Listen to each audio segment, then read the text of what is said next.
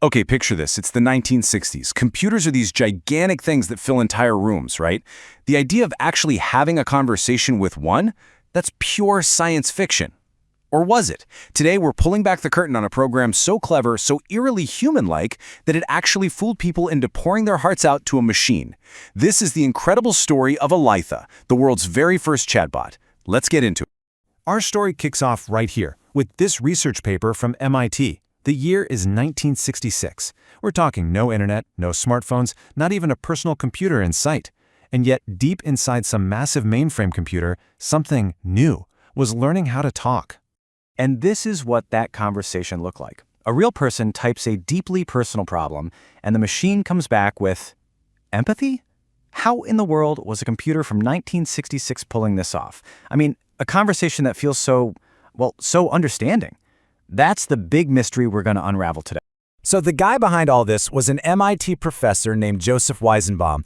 He created this program and he called it ELIZA. And he named it after Eliza Doolittle from the play Pygmalion, you know, the character who's taught how to speak properly. Well, Weizenbaum's ELIZA was being taught how to speak like a person. Now, what's so fascinating here is that ELIZA wasn't just one single personality. It could actually take on different roles using what Weizenbaum called scripts. And by far the most famous, the most convincing script of all was called Doctor. And it was programmed to act like a very specific kind of psychotherapist. So why a therapist? Honestly, this was a stroke of absolute genius. Think about it for a second. This type of therapist doesn't really give you advice or claim to know everything, right? They mostly just ask these open-ended questions, and they reflect your own words back at you. This was the perfect way to sidestep the huge problem of actually teaching a computer about the real world. The machine didn't need to know anything at all. It just had to be good at keeping you talking. And that right there brings us to the big reveal. How did this trick actually work? If you were thinking ELIZA was some kind of thinking, feeling machine, well, prepare to see the man behind the curtain. We're about to unmask the magic. You know, Weizenbaum himself said it best. He knew that as soon as you explain the mechanism, that illusion of intelligence just kind of vanishes, and you're left with what he called a mere collection of procedures. So, okay, let's take a look at those procedures. It all boils down to a surprisingly simple three-step process. Seriously, that's it. First, ELIZA scans whatever you type for a keyword it recognizes. Then it uses a rule to basically take your sentence apart. And finally, it uses another rule to put a brand new sentence back together. Let me show you how it's done. Okay, step one, the keyword. You got to understand ELIZA wasn't reading for meaning, not at all. It was just a pattern matcher. It was just scanning the text for a list of pre-programmed trigger words. Words like my, mother, or depressed would immediately get its attention, and it would pretty much ignore everything else. Yeah. Check this out. If a user types, "My boyfriend made me come here," ELIZA has no idea what a boyfriend is. It doesn't know what here is. All it sees is that one keyword, my. For I am very unhappy, it just latches onto I am. And in a sentence like, "It seems that you hate me," bingo, it finds two keywords, you and me. All right, let's walk through a real example from Weizenbaum's paper. The user types, "It seems that you hate me." So Elijah's little alarm bells go off. It spots the keywords you and me. And now it's on to step two. This is what's called the decomposition rule. Just think of it like a template.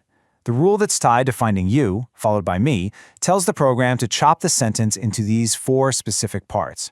You can see it here. It just isolates the words and then groups them up. And now for the final step, the clever bit, the reassembly rule. This is just a pre-written response that has a blank space in it. The rule tells ELIZA to grab the third part from the last step, in this case the word hate, and just plug it right into that empty slot. And boom, just like that you get the result. What makes you think I hate you? See? It's not intelligence. It's not understanding. It's just a simple mechanical transformation. It's a really, really clever parlor trick. And this is basically the blueprint for that trick. This flowchart from the original paper shows the decision tree that ELIZA would follow. Now, it looks super complicated, I know, but really, it's just a map of those simple keyword and rule instructions just repeated over and over and over again. So, if the trick was really just a simple set of rules, why do we even remember ELIZA? I mean, why was it such a big deal? Well, because the real magic wasn't in the code at all. The magic was in how we, the humans, reacted to it. Weizenbaum himself was completely floored. People were telling this simple little program their deepest secrets. The most famous story is about his own secretary. She knew it was just a program. She'd seen him work on it. But she still asked him to leave the room so she could have a private conversation with ELIZA. She was totally hooked. And this really gets us to the heart of the matter.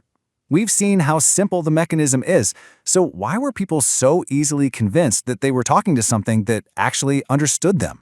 The answer, it turns out, is all about us. We humans are meaning-making machines. Our brains just can't help it. When we see a vague response, like, "Tell me more about your family," our minds instinctively fill in all the gaps. We project empathy and intelligence onto the machine because we are fundamentally wired to look for it in any conversation. And this incredibly powerful phenomenon now has a name. It's called the ELIZA Effect. It's our built-in, unconscious tendency to assign human-like thoughts and feelings to computer programs, even when we logically know they aren't really there. And the legacy of that effect, well, it's everywhere you look. ELIZA might have been the first, but it opened a door that leads directly to the world we are all living in today. I mean, just look at this timeline. You can draw a straight line from ELIZA's simple keyword tricks to those early web chatbots in the 90s, then to voice assistants like Siri and Alexa showing up in our pockets, and now, today, we have these massive large language models. They're way more complex, for sure, but they all share a common ancestor, and they all still rely on that same human tendency to find meaning in what they say. So, at the end of the day, this is the most important thing to remember. ELIZA's power was never about real intelligence. Its true genius was in its ability to create a convincing illusion of understanding. It was like a mirror, just reflecting our own humanity, our own desire to be heard, right back at us. And that leaves us with a really fascinating question for today. The AI we talk to now is unbelievably more powerful than ELIZA was. But that ELIZA effect, it's still hardwired into all of us. So when we have a conversation with a modern AI, what are we really connecting with? Are we actually seeing true intelligence? Or are we just falling for a more perfect, more convincing illusion? Definitely something to think about.